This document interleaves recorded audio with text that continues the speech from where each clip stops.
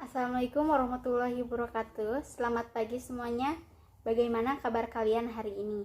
Semoga kalian sehat selalu dan tetap semangat dalam memulai pembelajaran hari ini. Nah, seperti biasa, sebelum kita memulai pembelajaran hari ini, alangkah baiknya kita awali dengan membaca doa bersama-sama. Untuk itu, mari kita berdoa dalam hati. Dimulai.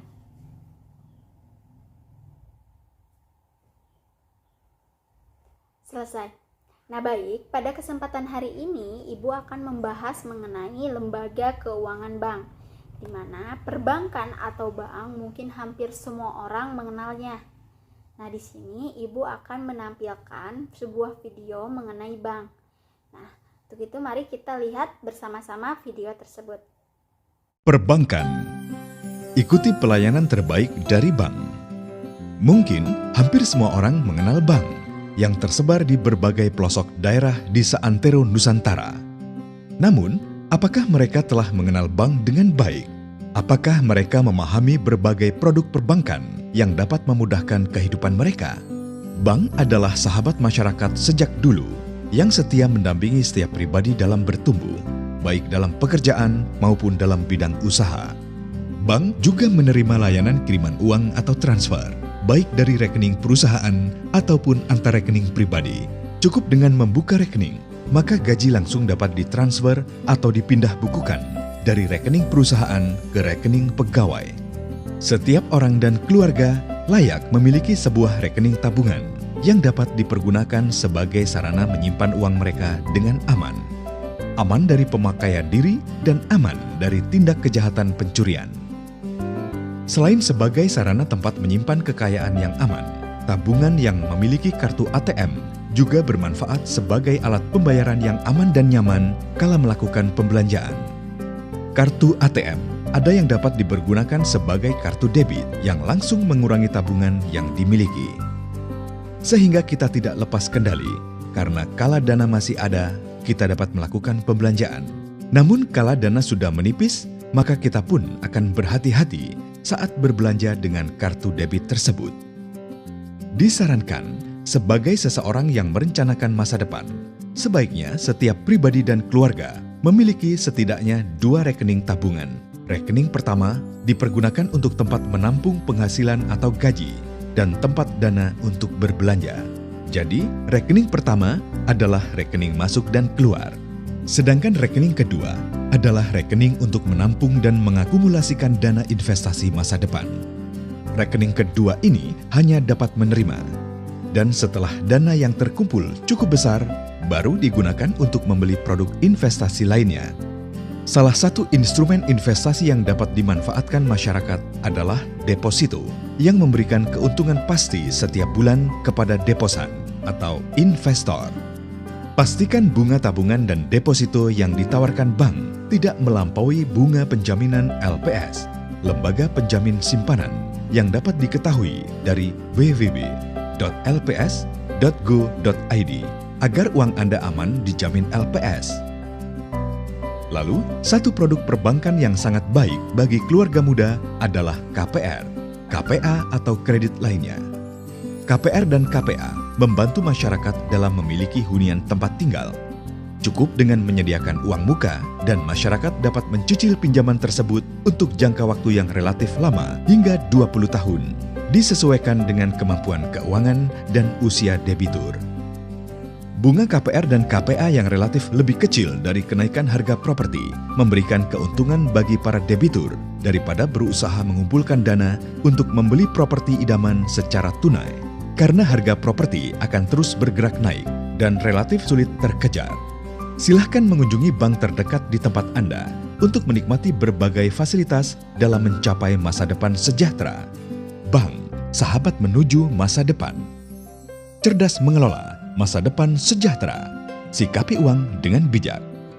Otoritas Jasa Keuangan, lembaga pengawas industri jasa keuangan yang terpercaya. Nah, itu adalah video literasi keuangan perbankan dari Otoritas Jasa Keuangan. Nah, tetapi yang akan Ibu sampaikan hari ini yaitu mengenai perbankannya. Nah, di mana bisa kalian lihat bersama-sama di video tersebut kita dapat menyimpulkan bahwa Bank dianggap sebagai salah satu lembaga keuangan yang memiliki tugas untuk memberikan jasa pelayanan di bidang keuangan. Nah, termasuk dalam kehidupan masyarakat di Indonesia. Nah, untuk itu, pembahasan yang akan Ibu sampaikan kepada kalian tidak lain mengenai segala cakupan mengenai perbankan. Nah, untuk materi hari ini juga tidak lupa Ibu juga memberikan kepada kalian agar kalian dapat memahami dan bertujuan agar anak-anak kelas 10 IPS ini nantinya dapat menjelaskan pengertian perbankan berikut peranannya dalam perekonomian. Nah, selanjutnya untuk mempersingkat video, kita langsung saja ke pembahasan hari ini. Baik, pada kesempatan hari ini Ibu akan membahas mengenai lembaga keuangan bank. Nah, di lembaga keuangan bank ini kita akan mengetahui bersama-sama mengenai yang pertama, yaitu kita akan dapat mengetahui mengenai pengertian bank, yang kedua mengenai fungsi bank, yang ketiga mengenai jenis bank, yang keempat mengenai prinsip kegiatan usaha bank, yang kelima mengenai produk-produk bank, dan yang terakhir kita akan mengetahui mengenai lembaga penjamin simpanan atau LPS.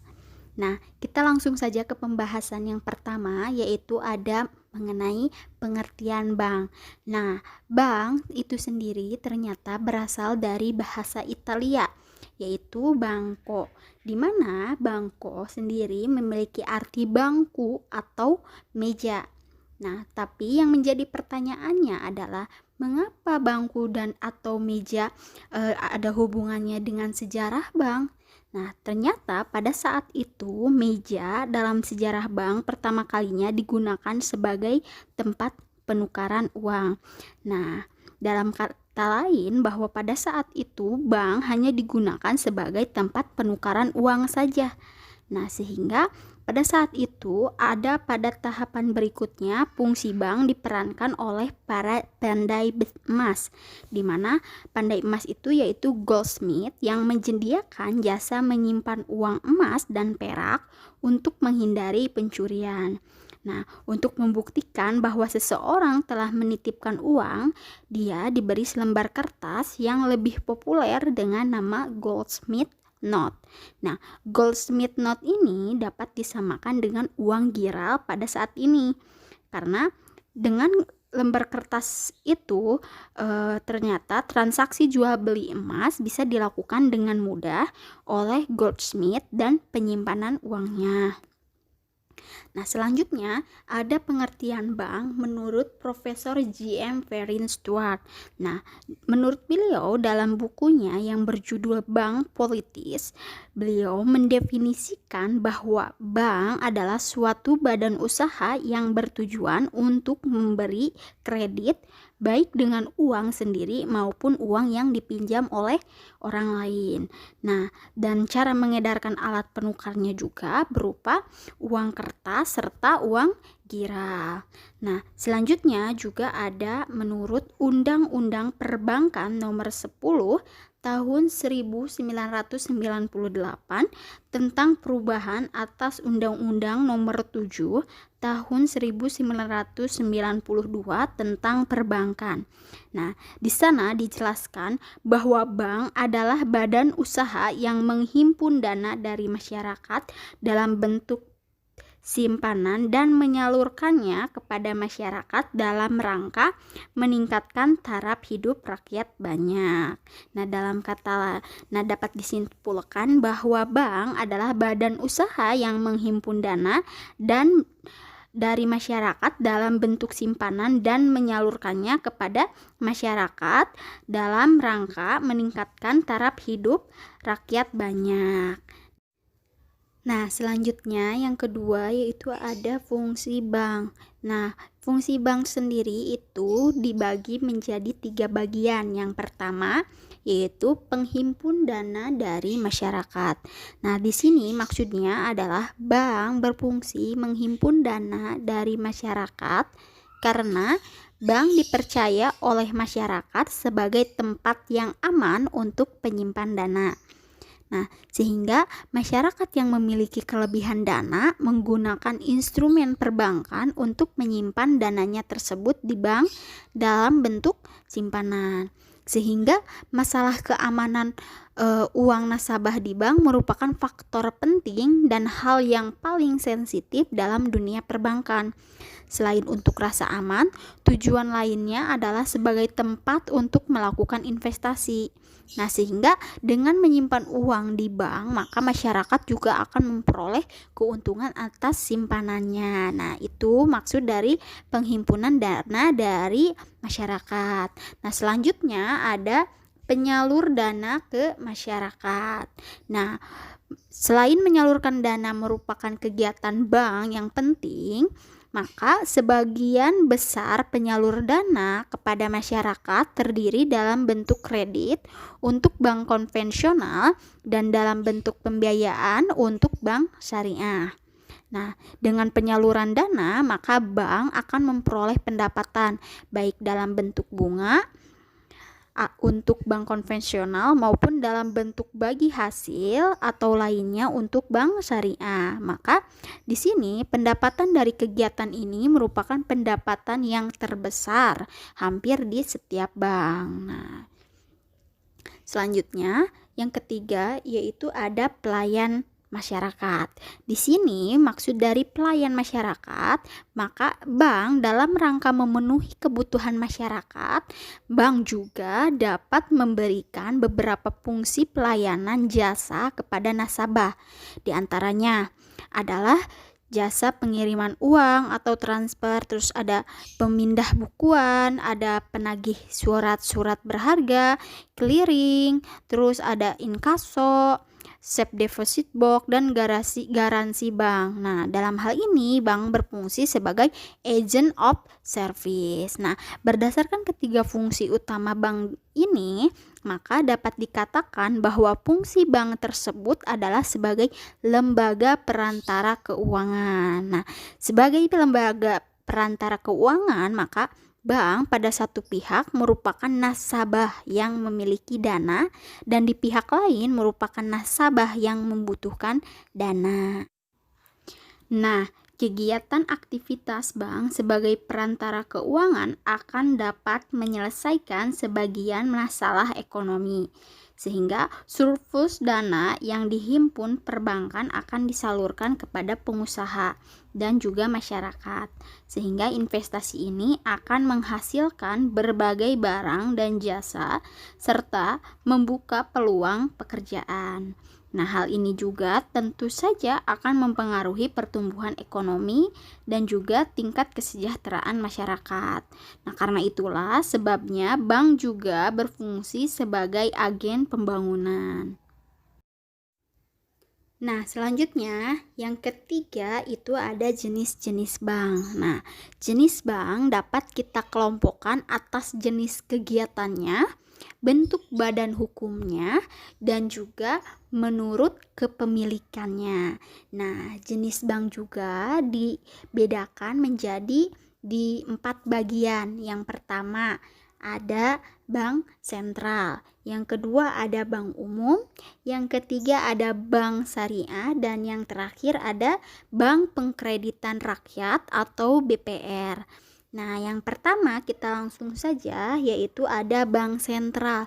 Nah, bank sentral adalah sebuah badan keuangan yang pada umumnya dimiliki pemerintah dan bertanggung jawab untuk mengatur kestabilan badan-badan keuangan serta menjamin agar kegiatan badan-badan keuangan tersebut dapat menciptakan tingkat kegiatan ekonomi yang tinggi dan juga stabil. Nah, bank sentral juga mempunyai fungsi dan peran yang strategis dalam mendukung perkembangan perekonomian suatu negara, di mana kebijakan yang ditempuh bank sentral akan berpengaruh langsung terhadap peredaran uang dan suku bunga dalam perekonomian, serta operasi dan kesehatan perbankan yang pada gilirannya akan mempengaruhi tidak hanya perkembangan sektor keuangan, tetapi juga pertumbuhan ekonomi, inflasi, dan kesejahteraan masyarakat secara keseluruhan. Nah, sehingga di sini bank sentral memiliki sejumlah tujuan dalam menjalankan kebijakan moneternya sesuai dengan tujuan ekonomi makronya, di mana yang pertama yaitu mencapai pertumbuhan ekonomi yang tinggi dan berkesinambungan. Yang kedua, penggunaan tenaga kerja yang tinggi atau tingkat pengangguran yang rendah. Yang ketiga yaitu ada stabilitas harga, yang keempat ada stabilitas suku bunga, yang kelima ada stabilitas pasar keuangan, dan yang terakhir adanya stabilitas pasar nilai tukar. Nah, selanjutnya itu ada bank umum. Nah, bank umum adalah bank yang melaksanakan kegiatan usaha secara konvensional atau berdasarkan prinsip syariah yang dalam kegiatannya memberikan jasa lalu lintas pembayaran. Nah, bank umum ini juga sering disebut sebagai bank komersial, di mana usaha dan fungsi bank umum meliputi hal-hal berikut. Nah, di mana yang pertama yaitu menghimpun dana dari masyarakat dalam bentuk simpanan berupa giro, deposito berjangka, sertifikat deposito tabungan, dan juga lainnya. Nah, yang kedua itu ada memberikan kredit dan penerbitan surat pengakuan utang. Nah, yang ketiga ada membeli penjual atau menjamin atas risiko sendiri maupun untuk kepentingan dan atas perintah nasabahnya terhadap hal-hal yang pertama surat wesel. Nah, termasuk surat wesel ini diekspektasikan oleh bank yang masa berlakunya tidak lebih lama dari kebiasaan dalam perdagangan surat-suratnya. Nah, yang kedua itu ada surat pengakuan utang. Yang ketiga itu ada kertas pembendaharaan negara dan surat jaminan pemerintah. Ada juga sertifikat Bank Indonesia dan obligasi. Juga ada surat dagang berjangka waktu hingga 1 tahun, serta instrumen surat berharga lain yang berjangka waktu hingga 1 tahun. Nah, untuk yang keempat itu ada memindahkan uang baik untuk kepentingan sendiri maupun kepentingan nasabah. Nah, fungsi yang kelima ada menempatkan dan meminjamkan dana kepada bank lain baik dengan menggunakan sarana komunikasi seperti surat maupun dengan wesel, cek atau sarana lainnya. Nah, yang selanjutnya itu ada menerima pembayaran dari tagihan atas surat berharga dan melakukan penghitungan dengan pihak ketiga. Nah, selanjutnya ada menyediakan tempat untuk menyimpan barang dan surat berharga. Selanjutnya juga ada melakukan kegiatan penitipan untuk kepentingan pihak lain berdasarkan surat kontrak. Terus ada juga melakukan penempatan dana kepada nasabah lainnya dalam bentuk surat berharga yang tidak tercatat di bursa efek. Selanjutnya ada melakukan kegiatan anjak piutang, usaha kartu kredit, dan kegiatan wali amanat. Selanjutnya ada menyediakan pembiayaan atau melaksanakan kegiatan lain berdasarkan prinsip syariah sesuai dengan ketentuan yang ditetapkan oleh Bank Indonesia. Selain melakukan kegiatan usaha dan fungsi dari bank umum, nah bank umum ini juga dapat pula melakukan hal-hal seperti yang pertama, kegiatan dalam valuta asing dengan memenuhi ketentuan yang ditetapkan oleh Bank Indonesia. Yang kedua yaitu ada kegiatan penyertaan modal di mana pada bank atau perusahaan lain di bidang keuangan seperti sewa guna usaha, modal ventura, perusahaan efek, asuransi, serta lembaga clearing, penyelesaian dan penyimpanan dengan memenuhi ketentuan yang ditetapkan oleh Bank Indonesia. Nah, selanjutnya juga ada yang ketiga yaitu ada kegiatan penyertaan modal sementara untuk mengatasi akibat kegagalan kredit atau kegagalan pembiayaan berdasarkan prinsip syariah. Nah, dengan syarat harus menarik kembali penyertaannya dengan memenuhi ketentuan yang ditetapkan oleh Bank Indonesia. Nah, selanjutnya yang terakhir itu adalah bertindak sebagai pendiri dana pensiun dan pengurus dana pensiun sesuai dengan ketentuan dalam peraturan perundang-undangan dana pensiun yang berlaku. Selanjutnya ada bank syariah. Nah, bank syariah adalah bank yang menjalankan kegiatannya berdasarkan prinsip syariah. Nah, prinsip syariah di sini yaitu menggunakan prinsip hukum Islam dalam kegiatan perbankannya berdasarkan fatwa yang dikeluarkan oleh lembaga yang memiliki kewenangan dalam menetapkan fatwa di bidang syariah. Nah, di bank syariah ini juga terdapat dua jenis bank syariah, yaitu yang pertama ada bank umum syariah, yaitu bank syariah yang dalam kegiatannya memberikan jasa dalam lalu lintas pembayarannya. Sedangkan yang kedua itu ada bank pembiayaan rakyat syariah, yaitu bank syariah yang dalam kegiatannya tidak memberikan jasa dalam lalu lintas pembayaran. Dari kedua jenis bank syariah tersebut juga ada hal-hal yang dilarang dari kedua bank syariah tersebut juga. Nah, yang pertama ada hal-hal yang dilarang untuk bank umum syariah, yaitu yang pertama melakukan kegiatan usaha yang bertentangan dengan prinsip syariah. Yang kedua, melakukan kegiatan jual beli saham secara langsung di pasar modal. Yang ketiga, melakukan penyertaan modal kecuali pada bank umum syariah atau lembaga keuangan yang melakukan kegiatan usaha berdasarkan prinsip syariah dan penyertaan modal sementara untuk mengatasi akibat kegagalan pembiayaan berdasarkan prinsip syariah dengan syarat harus menarik kembali penyertaannya. Nah, yang terakhir, melakukan kegiatan usaha perangsurasian kecuali sebagai agen pemasar produk asuransi syariah. Selanjutnya ada hal-hal yang dilarang untuk bank pembiayaan rakyat syariah, yaitu yang pertama melakukan kegiatan usaha yang bertentangan dengan prinsip syariah. Yang kedua, menerima simpanan berupa giro dan ikut serta dalam lalu lintas pembayaran. Yang ketiga, melakukan kegiatan usaha dalam valuta asing kecuali penukaran uang asing dengan izin Bank Indonesia. Yang keempat, melakukan kegiatan usaha perasuransian kecuali sebagai agen pemasar produk asuransi syariah.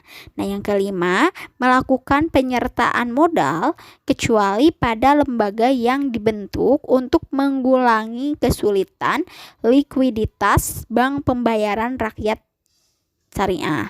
Dan yang terakhir, yang keenam, yaitu ada melakukan usaha lain di luar kegiatan usaha sebagaimana yang diatur dalam pasal 21 Undang-Undang Republik Indonesia nomor 21 tahun 2008 tentang perbankan syariah.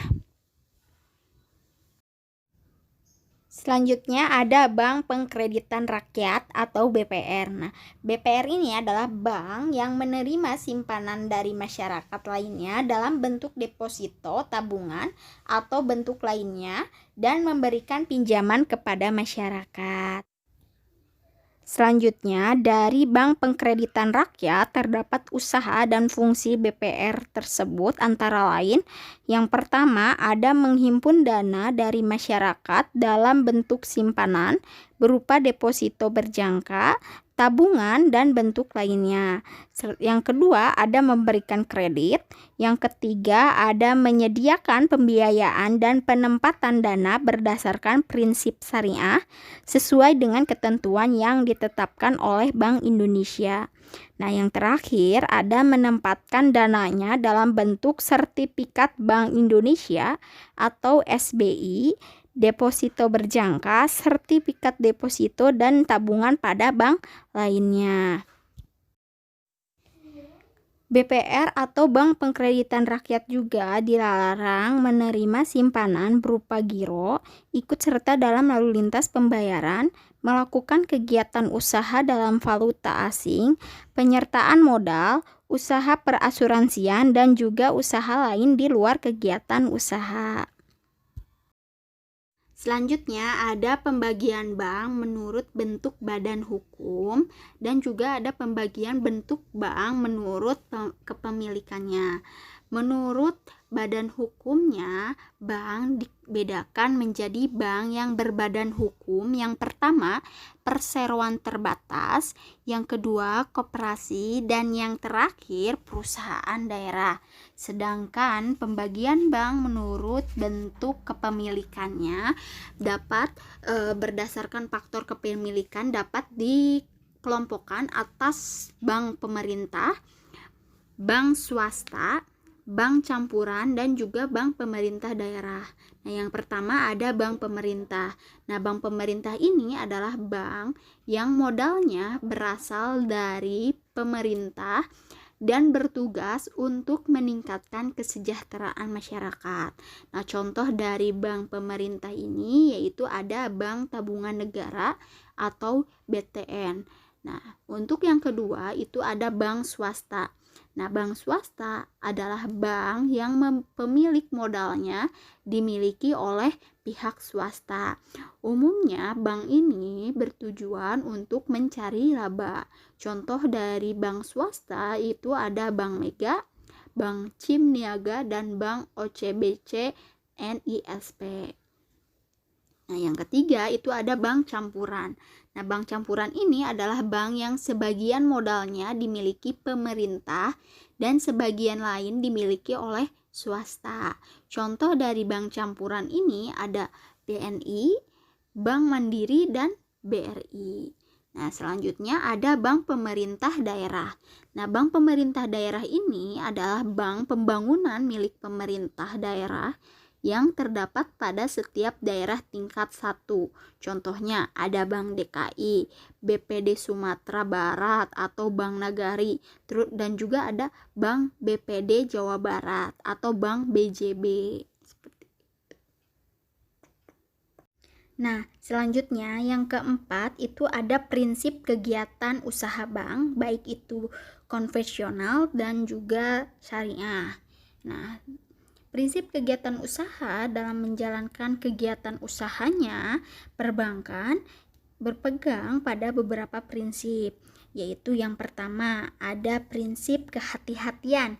Nah, prinsip kehati-hatian ini adalah suatu prinsip yang menyatakan bahwa bank dalam menjalankan fungsi dan kegiatan usahanya wajib menerapkan prinsip kehati-hatian. Ya, prinsip kehati-hatian ini dalam rangka untuk melindungi dana masyarakat yang dipercayakan kepada bank tersebut. Nah, prinsip kehati-hatian juga ini diberlakukan agar bank selalu dalam keadaan sehat dan kadar kepercayaan masyarakat terhadap perbankan tetap tinggi. Nah, dengan ini maka masyarakat bersedia dan tidak ragu-ragu lagi menyimpan dananya di bank. Nah, prinsip kehati-hatian ini juga harus dijalankan oleh bank selain agar tidak merugikan kepentingan nasabah yang mempercayakan dananya kepada bank tersebut, juga agar bank menjalankan usahanya secara baik dan benar dengan mematuhi ketentuan-ketentuan dan norma-norma hukum yang berlaku dalam dunia perbankan. Nah, bisa disebutkan juga dalam pasal 29 dalam Undang-Undang Nomor 7 Tahun 1992 dikatakan bahwa bank wajib melakukan kegiatan usaha sesuai dengan prinsip kehati-hatian dan bank dalam memberikan kredit atau pembiayaannya berdasarkan prinsip syariah dan melakukan kegiatan usaha lainnya wajib menempuh cara-cara yang tidak merugikan bank dan kepentingan nasabah yang mempercayakan dananya di bank, seperti itu. Nah, yang kedua ada prinsip kepercayaan.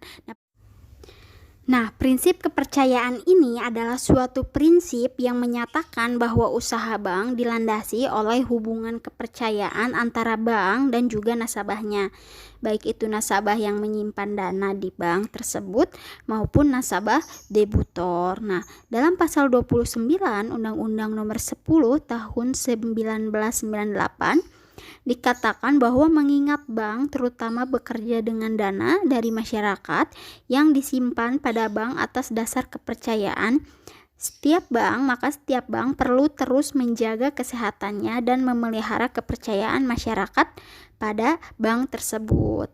Nah, selanjutnya yang ketiga itu ada prinsip kerahasiaan. Nah, prinsip kerahasiaan ini adalah prinsip yang mengharuskan atau mewajibkan bank untuk merahasiakan segala sesuatu yang berhubungan dengan keuangan dan juga lain-lainnya dari nasabah bank yang menurut kelaziman dunia perbankan atau diwajibkan dirahasiakan. Nah, ini penting bagi bank sendiri karena bank memerlukan kepercayaan masyarakat yang menyimpan uangnya di bank, sehingga kepercayaan masyarakat akan muncul jika bank menjamin bahwa tidak akan ada penyalahgunaan pengetahuan bank tentang simpanannya.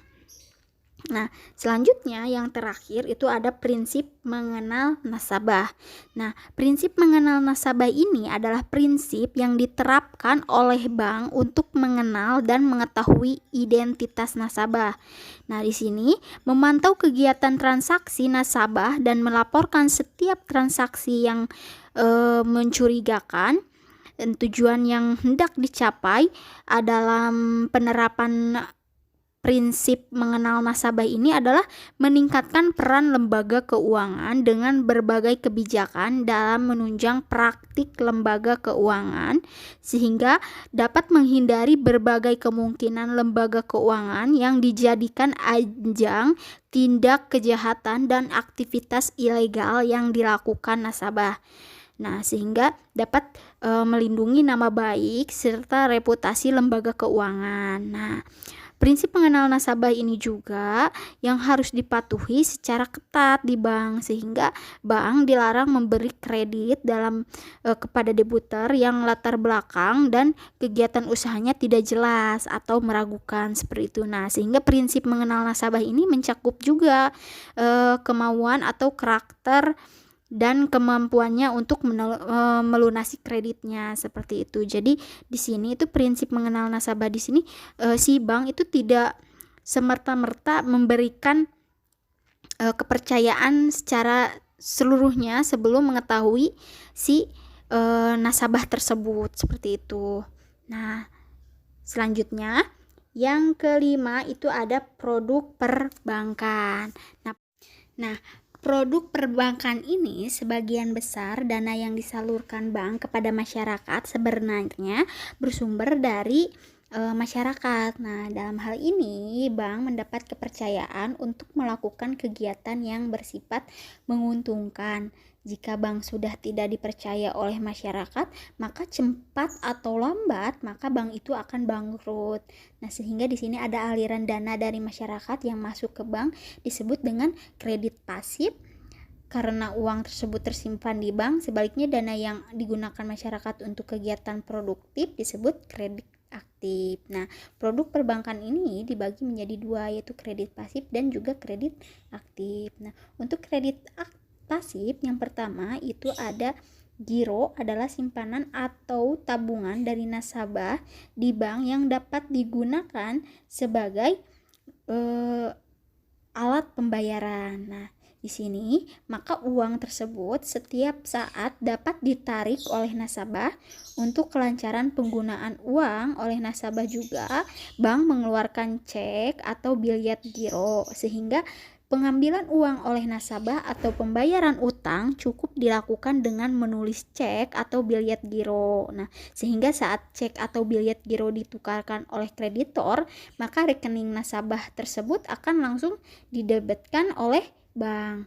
Nah, seperti itu. Selanjutnya, tabungan berjangka adalah sejumlah uang yang disimpan oleh nasabah di bank dengan jangka waktu penarikan yang ditentukan.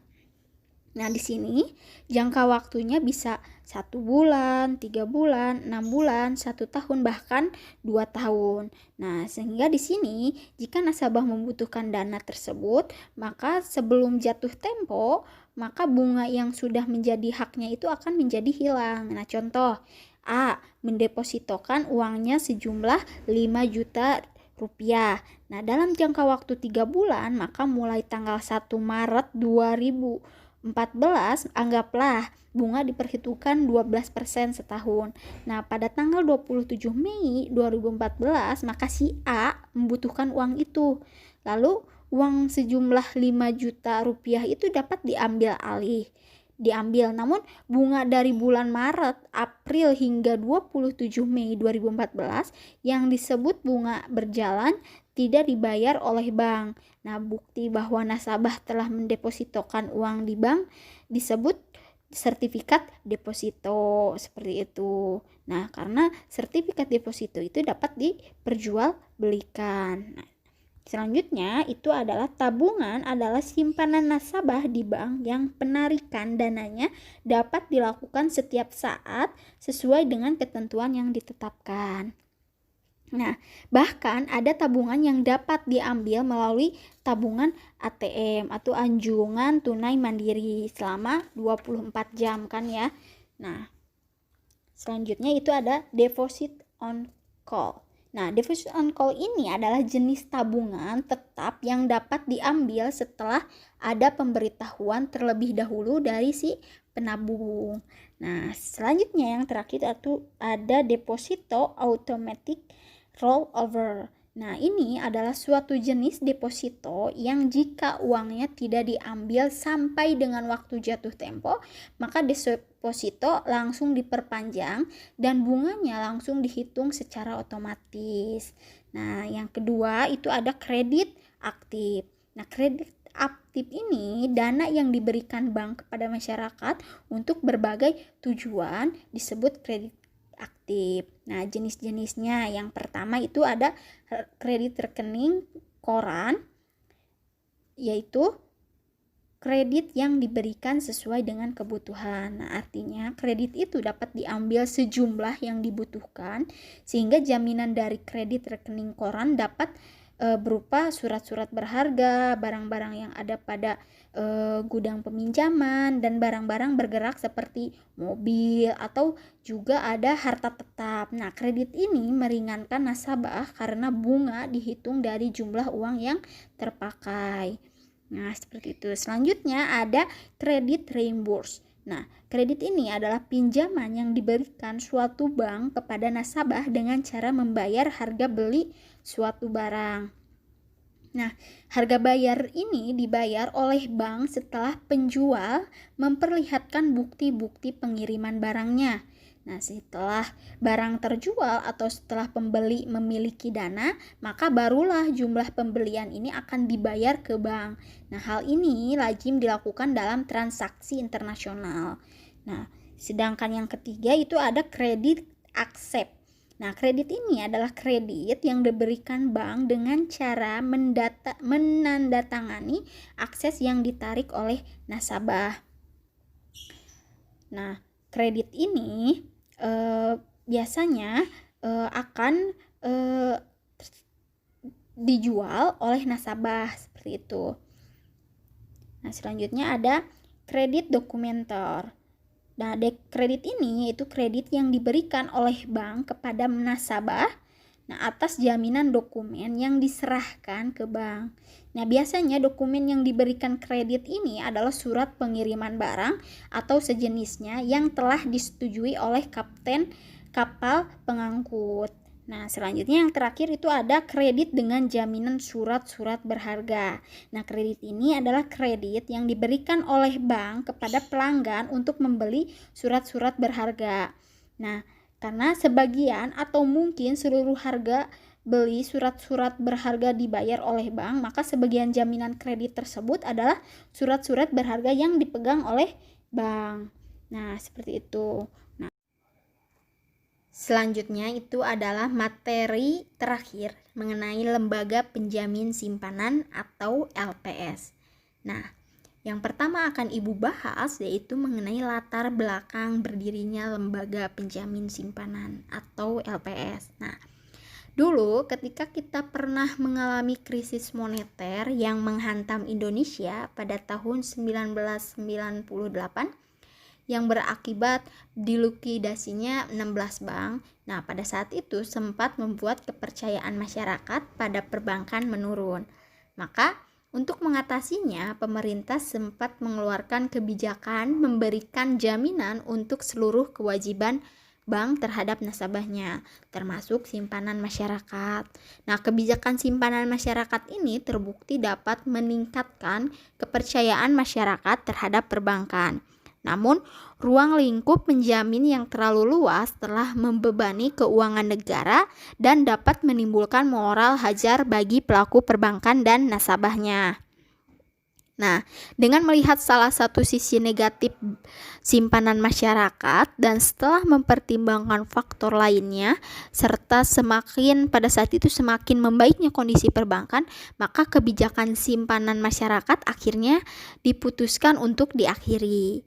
Namun, pemerintah menilai bahwa penjaminan simpanan masih tetap diperlukan untuk memelihara kepercayaan masyarakat terhadap perbankan dan juga meminimalkan risiko yang membebani anggaran negara atau risiko yang menimbulkan moral hajar. Nah, sehingga penjamin yang sangat luas lingkupnya tersebut diganti dengan sistem penjaminan yang terbatas.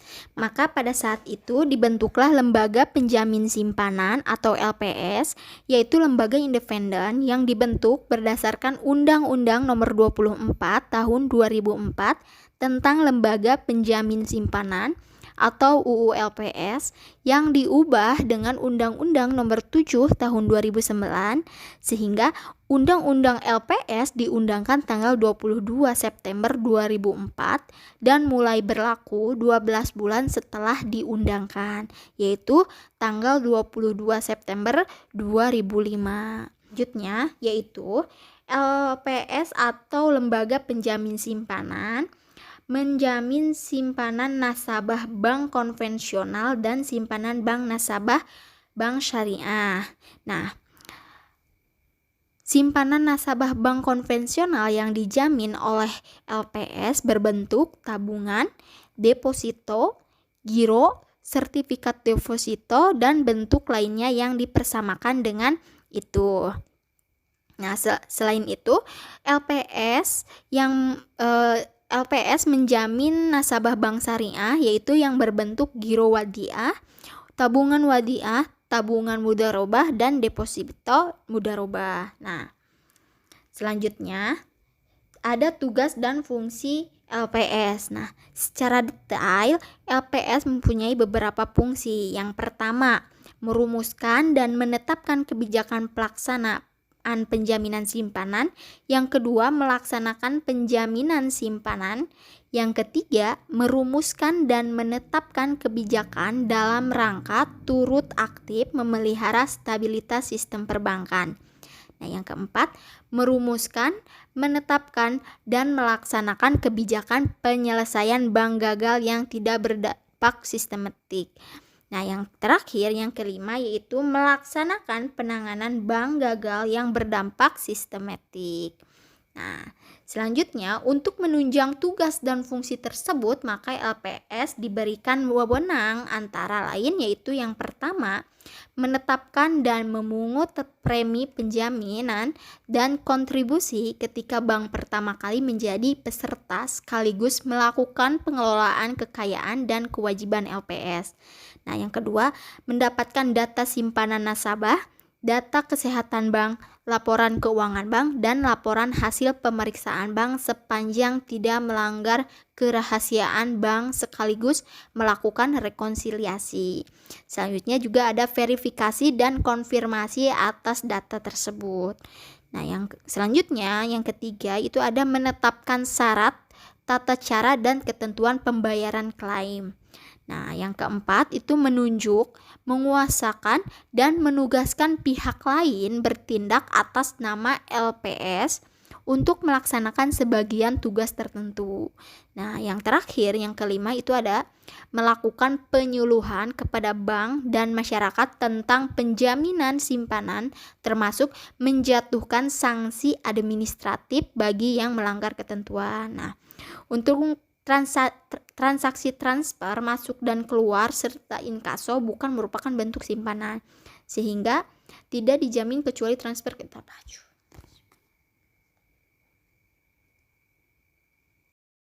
Nah, yang terakhir ada melakukan penyuluhan kepada bank dan masyarakat tentang penjaminan simpanan, termasuk menjatuhkan sanksi administratif bagi yang melanggar ketentuan. Nah, sekian dari Ibu, terima kasih sudah menyimak videonya.